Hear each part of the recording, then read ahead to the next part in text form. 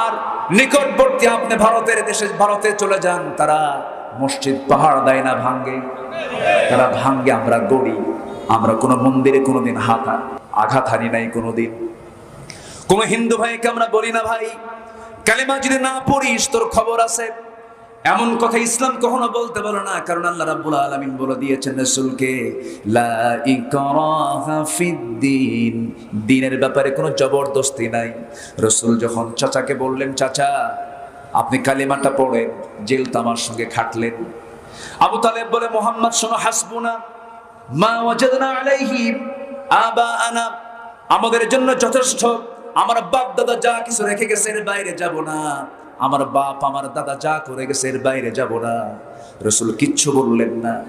মারা যাবেন, মারা যাওয়ার আগ দিয়ে যখন নবীর কানের সংবাদ চলে আসলো চাচা অসুস্থ, অসুস্থর পাশে গিয়ে চাচার পাশে গিয়া শিওরে বসলেন।